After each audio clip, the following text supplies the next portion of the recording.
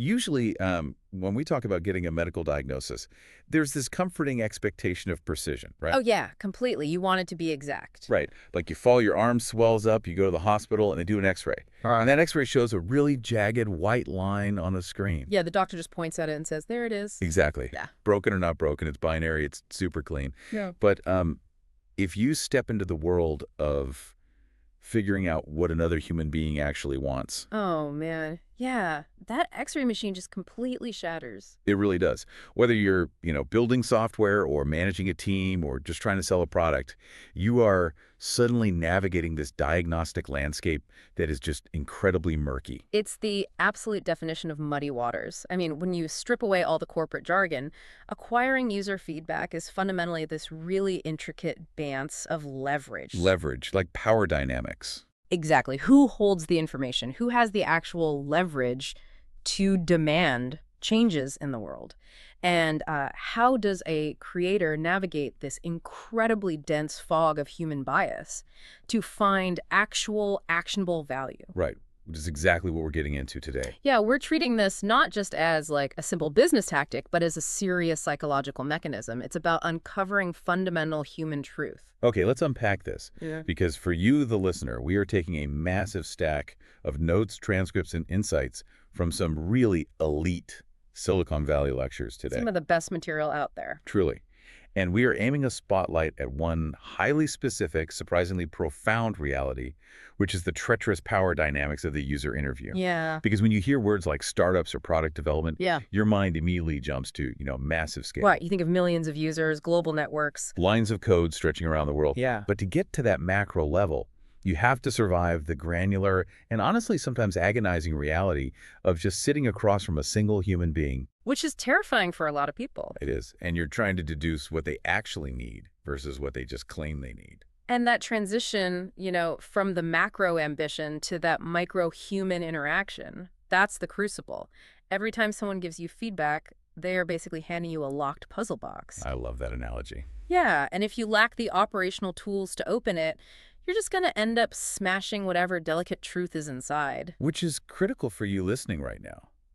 Because whether you're building the next global tech platform in your garage, or prepping for a high-stakes corporate strategy meeting. Right, or even if you're just deeply curious about human psychology and why we behave the way we do, understanding how to extract truth from people is, well, it's a superpower. It alters the way you interpret every single interaction you have. It really does.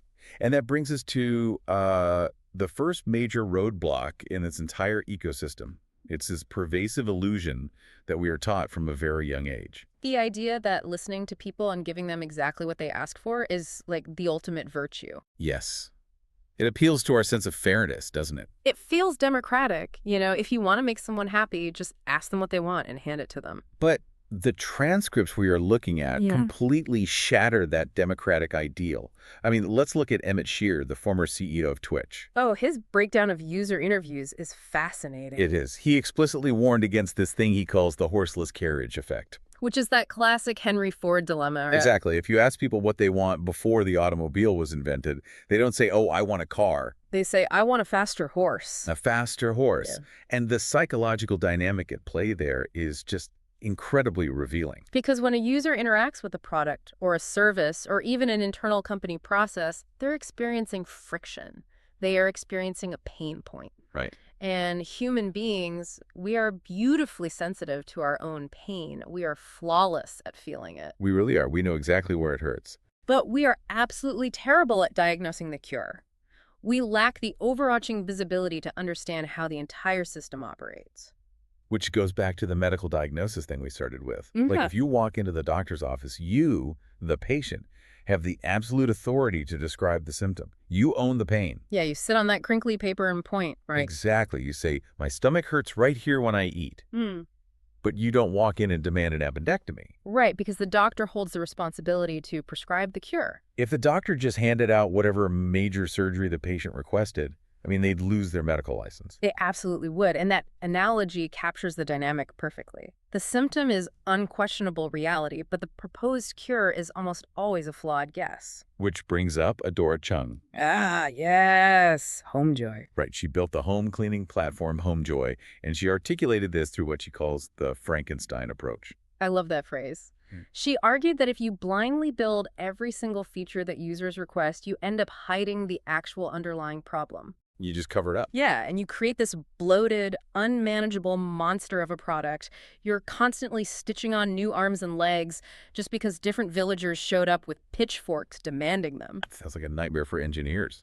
I imagine Aaron Levy over at Box sees this on a terrifying scale. Oh, without a doubt. When you were dealing with enterprise customers, massive corporations paying millions of dollars a year, the pressure to build whatever they demand must be immense. It's got to be overwhelming. It is. In the enterprise space, a Fortune 500 company will just hand you a spreadsheet with, 400 hyper-specific feature requests. It's just a massive checklist. And they dangle a massive contract over your head as leverage.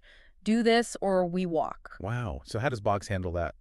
Well, Levy's perspective is that it is the creator's explicit job to distill that massive, chaotic list of demands into an ultimate, elegant product. So instead of cluttering up the core product for everyone else just to satisfy one really loud client. Exactly. Box relies heavily on OPIs. Right, the application programming interfaces. Yes. They provide those interfaces so the client's own developers can build those hyper-specific vertical experiences on the side. Oh, that's smart. So Box protects the core engine at all costs. Yes, rather than turning the software into Adora Chun's Frankenstein monster. Because the moment you rely on the user for feature design, you are essentially ceding the structural power of innovation to the crowd. You're handing the steering wheel to someone who only knows they want to go faster, but has absolutely no idea how an internal combustion engine works. Right, which guarantees incrementalism. You'll only ever build a slightly better horse. Exactly. Okay, I see the logic, but let me push back on this a little bit. Go for it.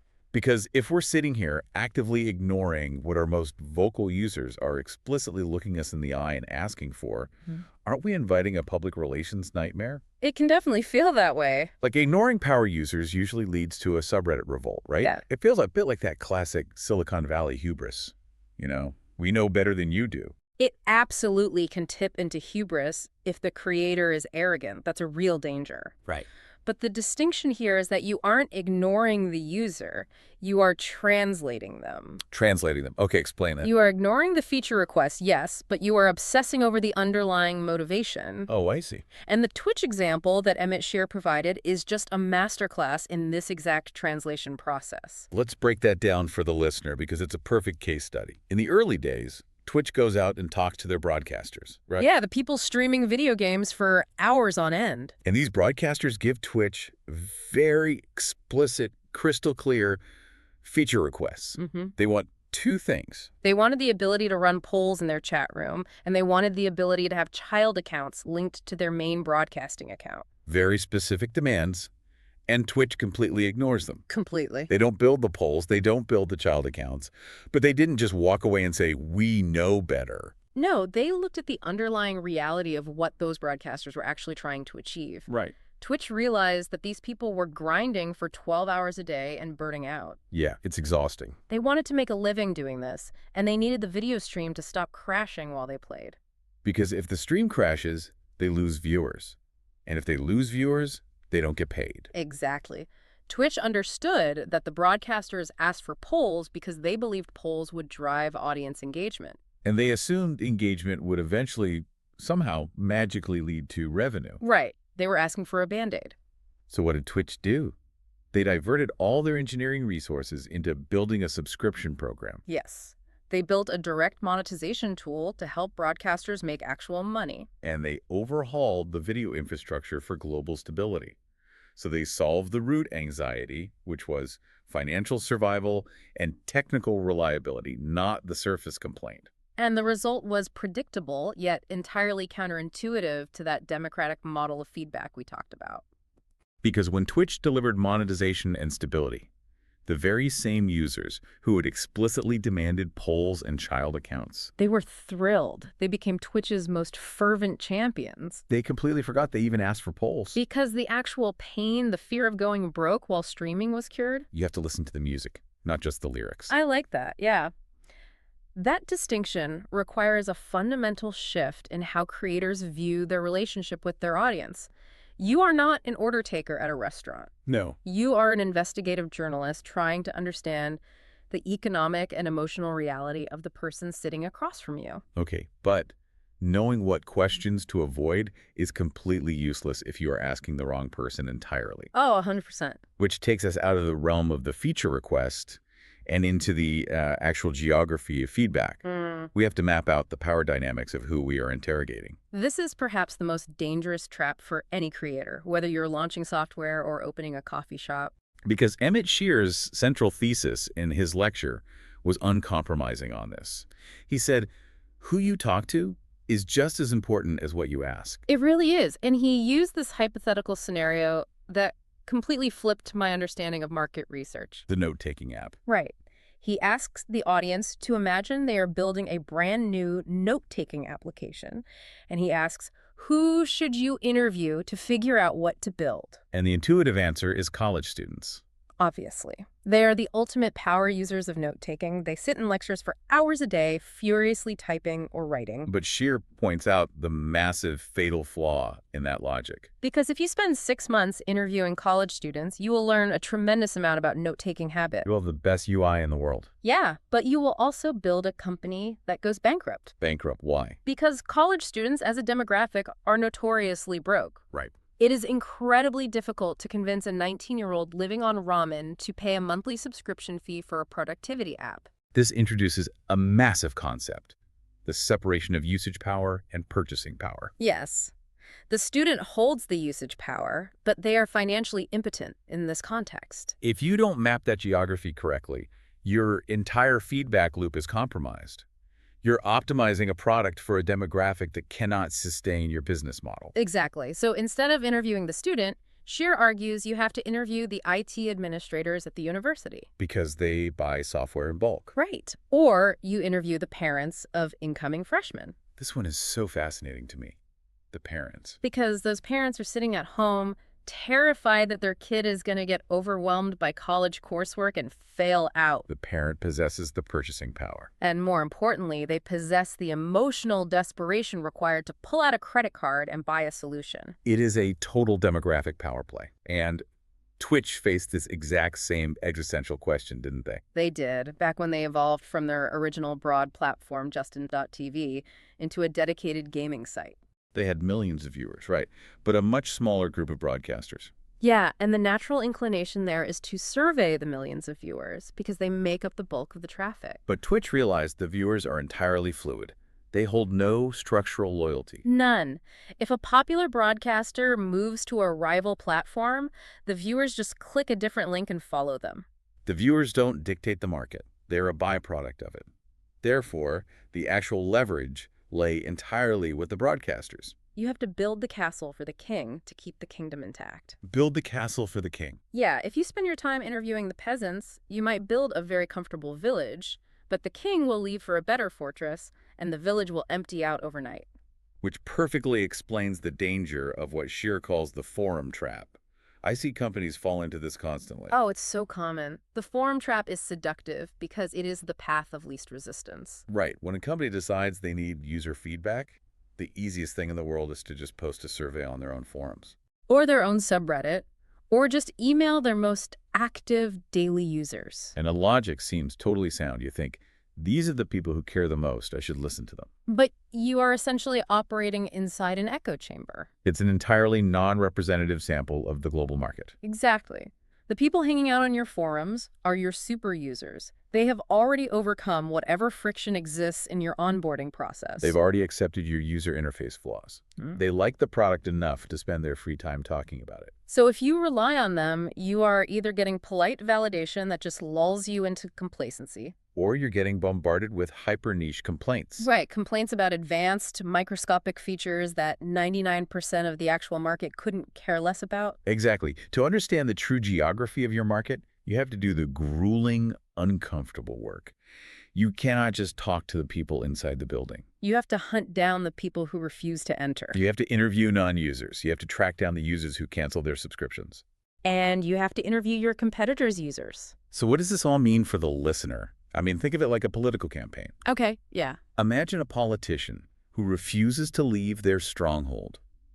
They only conduct polls among their maximum contribution donors, and they only hold town halls in districts they won by 80% in the last election. Well, everyone in the room is cheering, telling them their policies are flawless. Telling them their speeches are inspiring, they build this impenetrable bubble of confirmation bias. And then election day comes, and they lose the general election by 20 points. And they're standing at the podium, completely bewildered, asking, "What happened? Everyone I talked to loved me." Well, of course they did. You never bothered to talk to the swing voters. Exactly. You never asked the people who voted for your opponent why they made that choice. Yeah. The easy path yields polite lies. The easy path yields polite lies. That is so true. The hard path hunting down the churned users that yields the market-expanding truths. And this demographic selection literally dictates a product's destiny. Well, if you are building global software, right, and you only interview fluent English speakers living in Silicon Valley, Oh, well, yeah. you are allowing availability bias to blind you to the massive leverage of the non-English speaking global market. You are confusing the loudest voice in the room with the only voice in the world. Okay, so we've mapped the terrain. We know we have to avoid feature requests, and we know we have to hunt down the swing voters, the anxious parents with the credit cards, the people who actually hold the leverage. Right. But eventually, you have to get into a room with them. You have to actually conduct the interview. This is where the methodology gets incredibly precise. Because once you have the right person sitting across from you, how do you extract that truth without contaminating it? This is where the creator has to deliberately surrender control of the conversation. Emmett Shear outlines a methodology that acts as a literal shifting of power during the interrogation. And his first golden rule is usually the hardest pill for any proud founder to swallow. Oh, absolutely, he says. Under no circumstances should you ever show the user your product during an interview. Never. Not even a prototype. Never. That sounds so counterproductive. You've spent 6 months agonizing over this software. You finally have a target demographic user in front of you, and you are supposed to just hide it in your briefcase. You must hide it, because the exact second you put your interface in front of their eyes, you pollute their existing mindset. You introduce a massive anchoring bias. You're leading the witness. Precisely. You are no longer learning about their natural, organic workflow. You are no longer uncovering the raw pain points they experience in their daily life. Because now they're just reacting to you. Exactly. You are only observing how they react to your specific, predefined interpretation of a solution. You have narrowed the infinite possibilities of their behavior down to a binary reaction to your buttons. And that leads right into the second trap, the politeness trap. Yes. Shear says you should never, ever ask the user, is my feature idea good? It is a devastating question. Because humans are socially conditioned to be agreeable, especially when they are face-to-face with someone who has clearly poured their heart into a project. Right. If I invite you to a coffee shop and I nervously slide my laptop across the table, Oh, I've been there. right, and I say, hey, I quit my job and spent my life savings building this app that organizes your grocery lists, do you think it's a good idea? Would you use it? I am not going to look you in the eye and say, honestly, this is garbage, and I'll just keep using the Notes app on my phone. Exactly. You're going to smile and say, wow, yeah, that sounds really cool. I would totally download that. It costs the user absolutely nothing to be polite in that moment. Validating your hard work feels good to them. But that validation is entirely counterfeit. They will smile, they will say yes, and then they will go home and never think about your product again. Asking if an idea is good is an invitation for false positives. So if I can't show them the product, and I can't ask them if my idea is good, what am I actually doing in this room? Am I just staring at them? You enter what Shear calls detective mode. Detective mode. Yes. And the medium of the interview is crucial here. He insists these interactions must happen via a live video call, like Skype, or in person. You cannot conduct user interviews via email. Never. But why the aversion to email? I mean, it's infinitely more scalable. You can blast a survey to 10,000 people in 5 seconds. True, but email is fundamentally non-interactive in real time. Yeah. It allows the subject to curate their responses. Curate them, like edit out the messy parts. Exactly. When a user writes an email, they edit out the messy, emotional realities of their behavior. They present a sanitized, idealized version of how they work. Email removes the friction of human hesitation. And when you are on a live video call or sitting across a physical table, you have access to the most potent tool in the investigator's arsenal. Which is, Awkward silence. oh man, the physical discomfort of silence on a video call, it is excruciating. But it is remarkably effective. Scheer explains the tactic. When a user is explaining their workflow and they say something slightly unexpected or they trail off, you deploy a very specific neutral phrase. You say, "Tell me more," and then you shut up. You just let the dead air hang there. You let the silence stretch out 2 seconds, 5 seconds, 10 seconds. That feels like an eternity. It does. Because biologically, human beings abhor a conversational vacuum. Our heart rates elevate slightly. We feel an overwhelming psychological pressure to fill that void. And because the user has already exhausted their rehearsed, polite answers. They will start to scramble. They will start pulling from their unvarnished emotional reality just to keep the conversation going. They will ramble. And tucked inside that rambling is the actual structural truth of their behavior. Exactly. That is a brilliant reversal of power. Normally, the person speaking holds the authority in a conversation. Right. But in an investigative interview, the person holding the silence wields the power. By refusing to pitch your product, by refusing to rescue them from the silence, you force the subject to reveal the messy reality they would have otherwise edited out. You are creating an environment where the truth is the only way out of the discomfort. But let's flip to perspective for a second. Okay. We've been analyzing this from the creator's point of view. Here's where it gets really interesting for you, the listener. What if you are the one being interviewed? Yes. What if a company reaches out and wants your feedback on their software? How do you become a valuable subject? Scheer actually addressed this directly. If you are the subject, his advice is simple. Ramble. Just ramble. Ramble. Do not try to solve the company's engineering problems. Do not try to design the app for them. Just talk extensively about your life, the context of your work, your specific frustrations. The more deeply you explain the environment in which you operate, the easier it is for the creators to deduce the root cause of your friction. Exactly. Be the patient describing the pain. Don't try to be the doctor. Okay, but this raises a massive practical question. Which is, If we can't show them the product, and we can't ask if the idea is good, how do we ever actually validate anything? We can't just run a business purely on psychological deductions and rambling Skype calls. At some point, we have to know if the thing we want to build will survive in the market. And that is the inflection point where the interview ends and the experiment begins. Okay. If you have extracted a hypothesis from these silent deep dive interviews, you validate it by hacking the absolute cheapest, fastest, dirtiest version of the solution you can imagine. So if your interviews suggest people need a totally new note-taking ecosystem, Do not spend 9 months and $1 million building it. Build a simple browser extension over a weekend. or, as Scheer argues, utilize the ultimate validation metric, Yeah. ask for their credit card. Yes. Sales cures all validation issues. Because if you describe the solution you intend to build and say, I am taking $20 deposits right now for early access, the polite facade immediately drops. Instantly. If they hesitate, if they suddenly remember they have to check their budget, You know that the enthusiastic yes they gave you earlier was a polite lie. but if they pull out their wallet and hand you the plastic, you have undeniable proof of value. A credit card swipe is the ultimate transfer of leverage. It cuts through every cognitive bias and polite social convention.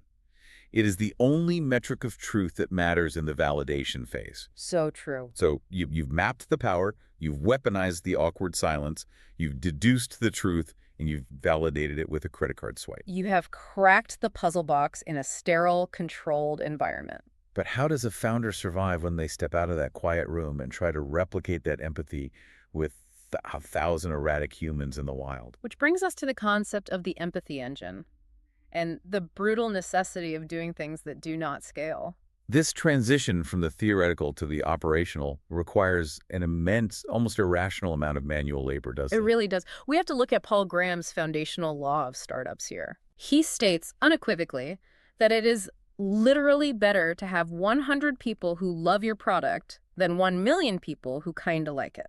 On paper, that sounds completely backward. I know, it does. If I'm trying to pitch venture capitalists and build a billion-dollar global empire, why would I ever prefer 100 users over a million users? A million users looks amazing on a pitch deck. Because a million users who kind of like you is a mirage. They are apathetic. There is no foundational loyalty. None. Right. They are using your product because it is currently convenient, but the exact moment a competitor releases a slightly faster, slightly cheaper alternative. That million user base will evaporate overnight. Exactly. But if you have 100 people who love you, who rely on your product at a cellular level, they become your structural foundation. They act as your marketing department. And more importantly, the agonizing process of getting 100 strangers to genuinely love you forces the creator to understand the human problem so deeply that they can eventually automate that solution. You cannot scale empathy until you have manually experienced it. Never. And the stories in these transcripts of founders executing this unscalable labor are borderline fanatical. Let's look at Brian Chesky in the very early struggling days of Airbnb. In 2008, the concept of Airbnb was deeply weird. The idea of letting a random stranger from the internet sleep in your spare bedroom triggered every stranger danger instinct we have. It was an immense friction point. People legitimately thought they were going to get robbed. So Chesky didn't just sit in San Francisco staring at Google Analytics dashboards, wondering why conversion rates were low. No, he literally flew to New York City and lived with his users. Wait, really? He lived with them? He was sleeping on their air mattresses, he was sitting in their kitchens, drinking coffee with them, asking them questions while they cooked breakfast. That is incredible. He was physically present to observe the awkward key handoff. He helped them take better photographs of their apartments. He manually, painstakingly crafted a perfect trusting experience for just one single user at a time. It is the ultimate unscalable act. But consider the operational dividends of that labor. By physically standing in those apartments, Chesky gained a visceral understanding of the trust deficit. He realized that a poorly lit, blurry photo of a bedroom signals danger to a renter. Right. And that manual observation directly led to Airbnb's massive initiative to send professional photographers to listings, which single-handedly altered the trajectory of the company. He built the foundational trust mechanics of a global hospitality empire based on what he learned drinking coffee on a stranger's couch. Exactly. And he wasn't alone in this fanaticism. Look at Ben Silbermann when he was trying to get Pinterest off the ground. Oh, this story is wild. Pinterest launched and nobody cared. Crickets. So Silbermann didn't run a massive Facebook ad campaign. He utilized guerrilla tactics. He would walk into local coffee shops in Palo Alto, approach complete strangers sitting at tables, and basically beg them to test his app. Can you imagine the sheer embarrassment of doing that day after day? It's awful. But he took it even further, didn't he? He did. He would walk into the Apple store, physically go to all the display computers, change their default browsers to the Pinterest homepage, and walk out before the employees could stop him. That is hilarious. It's slightly unhinged, but it demonstrates the absolute desperation required to force a product into the market manually. And this doesn't just apply to the very first week of a launch. Walker Williams, the founder of Teespring, maintained this unscalable posture even when his company was handling real volume. He set himself up as the catch-all email address for customer support. Which is an incredible operational burden for a CEO. If a user typoed an email address or sent a furious misspelled rant into the void, it landed directly in the CEO's inbox. And Williams was personally reading and resolving 12 to 20 support tickets every single night. Even at scale. And the result of that burden was that when he walked into the engineering meeting the next morning, he wasn't guessing what the bugs were. No, he had just spent 4 hours manually fighting the bugs on behalf of angry customers. He knew exactly what lines of code needed to be rewritten. Adora Chung at Homejoy echoed this exact philosophy. Her operational advice to founders was incredibly strict. Manually execute tasks before you ever dare to automate them with software. Because before Homejoy built their sophisticated online application portal to hire and dispatch cleaners, Chung and her team manually interviewed people. They actually went out and cleaned houses themselves. you cannot write the dispatch algorithm until you understand the physical, exhausted reality of the human being carrying the mop. Why do people rush to automate so quickly? I don't know, it's like trying to design a robotic assembly line for a canned soup factory before you've even bothered to taste the soup in your own kitchen. That's a great way to put it. You have to ensure the recipe is perfect before you build the machines. Because if you build the machines first and the recipe is flawed, you are just mass-producing failure at. Retention is the only metric of growth that dictates survival. It's not about how many people sign up today. It's about how many people are still actively engaged 6 months from now. He described this graph plotting the percentage of retained users over time. It always starts at 100% on day one, and then it immediately slopes downward as people lose interest. And Schultz stated that if that retention curve continues to slope downward and eventually intercepts the x-axis, Meaning it hits absolute zero. your company is dead. It is a mathematical certainty of death. It doesn't matter if you have the cleverest growth hacks in Silicon Valley or if a viral TikTok video drives 1 million signups over the weekend. If your retention curve hits zero, you are pouring gallons of water into a bucket that has the bottom completely blown out. So the only way to survive is to make that curve flatten out, to make it asymptote parallel to the x-axis, meaning a specific percentage of users stay forever. And that flattening of the curve is the mathematical representation of achieving true product market fit. Which only arises from that deep, manual, unscalable empathy engine we're discussing. You have to understand the marginal user. You have to understand the exact moment of friction that causes them to churn. You can only discover that by doing the grueling manual labor. Okay, I have to challenge you on the long-term viability of this. Right. Because this all sounds incredibly romantic. The founder sleeping on couches, the CEO answering customer service emails at 2 in the morning, the coffee shop ambushes. Right. But we are talking about businesses that are supposed to grow into massive self-sustaining organizations.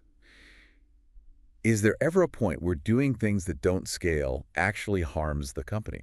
It is a phenomenal challenge, and you are absolutely right. There is a breaking point. Like if you're running a company with $50 million in revenue, shouldn't the CEO stop answering misspelled emails and start, running the corporate strategy? Yes. The immense danger is that the founder becomes the sole repository of empathy within the organization. If the deep understanding of the user is entirely siloed within the CEO's brain, the organization cannot scale. The unscalable work provides the initial spark. But the ultimate challenge of leadership is figuring out how to institutionalize that empathy.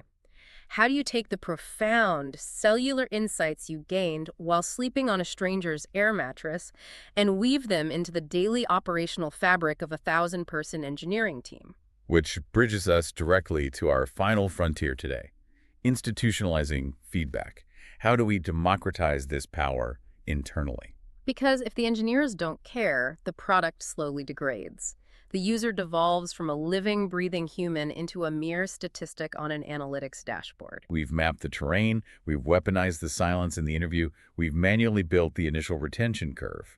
Now, how do you take these insights and force an entire organization of highly paid software engineers, marketers, and product managers to actually care about the human on the other side of the screen? Emmett Shear presented a magic trick for overcoming this internal apathy. Remember earlier we discussed the necessity of the live Skype interview? Yes, no emails. Shear argues that simply taking your written notes from that interview back to the engineering team and dictating new orders is a catastrophic failure of leadership. Hey everyone, I just talked to a user. They hate this menu, so we're going to rebuild it. Start coding. Yeah, nobody wants to work for that boss. It builds instant resentment. It builds resentment because the engineers don't trust the founder's conclusions. They think the founder is just chasing a whim. So what is Shear's magic trick? You record the interview. Oh. With the user's explicit permission, of course, you capture the audio of that Skype call. And when the engineering team pushes back or expresses skepticism about a pivot, you don't argue with them. You don't try to pull rank. You just hit play on the audio file. You let the user do the arguing for you. Exactly. You let the team hear the exhaustion in the user's voice. You let them hear the heavy sigh, the 10 seconds of awkward silence, the genuine frustration as they describe their daily workflow. That raw audio is infinitely more persuasive than a product manager's slide deck. Because it transfers the emotional reality of the market directly into the minds of the creators. Audio is undeniable. It cuts through the corporate ego. But you can't just mandate that your engineers listen to podcasts all day. It's true. Some of the leaders in these transcripts took this concept of institutionalization to a radical, almost aggressive extreme. Yes, they did. Look at Kevin Hale and what he orchestrated at Wufoo, the online form building company. He instituted a mandatory policy called support-driven development. And the rule was uncompromising. Every single employee in the company, including the highest paid, most senior software engineers, was required to spend a portion of their week doing frontline customer support. Wow, it is one of the most brilliant structural shifts in the history of tech management. What Kevin Hale did was identify the principal agent problem within software development, and he ruthlessly eradicated it. Let's define the principal agent problem because it's a concept that applies everywhere, not just in tech. Think of it like a restaurant. The chef in the kitchen is the agent. They are making decisions, how much salt to use, how long to cook the steak, that impact the customer in the dining room, who is the principal. But their incentives are misaligned. Right. The chef's incentive is to cook the food as fast as possible to keep the ticket times low. If the steak is slightly burnt, the chef doesn't really care because they don't have to look the disappointed customer in the eye. The waiter has to deal with the angry customer. Exactly. In a traditional tech company, the software engineer is the chef in the kitchen. They are incentivized to write code quickly and hit launch deadlines. And the customer support representative is the waiter. If the engineer ships a bug on Friday afternoon, the engineer goes home to enjoy their weekend. The support rep is the one who has to spend all of Saturday answering furious phone calls from users whose software is crashing. The pain is completely disconnected from the creator. So by forcing the engineer to sit at the customer support desk, Kevin Hale essentially dragged the chef out of the kitchen and forced them to sit at the table and eat the burnt steak while the customer yells at them. You collapse the roles entirely. The agent becomes the principal. And suddenly, if an engineer writes sloppy code that breaks a feature, they know with absolute certainty that they will be the one answering the angry emails about it on Tuesday morning. And what is the immediate psychological result? They fix the bug instantly. Not because a product manager filed a ticket, and not because it was on a quarterly roadmap. They fix it because an engineer fundamentally hates doing customer support, and they want the emails to stop. The power dynamic shifts from internal company politics and bureaucratic backlogs to a pure, immediate alignment with the user's practical reality. It's so elegant. Paul English executed the exact same philosophy at Kayak, the travel search engine. With Red Phone? Yes. He physically installed a bright red, obnoxiously loud customer support phone right in the middle of the engineering floor. When a user called in with a problem, the phone rang, and an engineer had to stop what they were doing and answer it. English noted that after an engineer gets the same phone call 2 or 3 times about the exact same obscure bug, they just drop everything, rewrite the code, and the phone permanently stops ringing. It creates a hyper-efficient, self-correcting feedback loop. But let me play devil's advocate on the economics of this. Isn't paying a $120,000 a year engineer to do customer support a massive waste of resources? If you are only looking at the short-term ledger on a spreadsheet, it looks wildly inefficient. Right, because you could just outsource a call center in another country for a fraction of the cost. But operationally, it is the most efficient use of capital possible because you have to look at the capabilities of the person answering the phone. Yeah. When a user calls an outsourced call center, the low-paid employee can only apologize, read off a script, and file a ticket that goes into a black hole. The bug remains. The friction remains. The user remains frustrated. But when that expensive engineer answers the red phone, they don't just apologize. They possess the overarching technical authority to fix the root cause immediately. By spending 20 minutes doing support, that engineer might patch a vulnerability that would have generated 500 individual support tickets over the next 6 months. You are not paying an engineer to manage symptoms. You are paying them for permanent root cause resolution. That reframes the entire cost structure. You are curing the disease instead of just buying cheaper painkillers. And Wufoo didn't stop at just forcing engineers to answer emails. They recognized a deeper psychological truth. Which is? Customer support is rarely just a technical exchange. It is an emotionally charged interaction. When a user contacts support, they aren't just saying, the drop-down menu is broken. They are saying, I have a deadline in an hour, my boss is yelling at me, I feel incompetent, and your broken menu is ruining my day. Which is why Wufoo introduced a fascinating addition to their contact support page. Yes.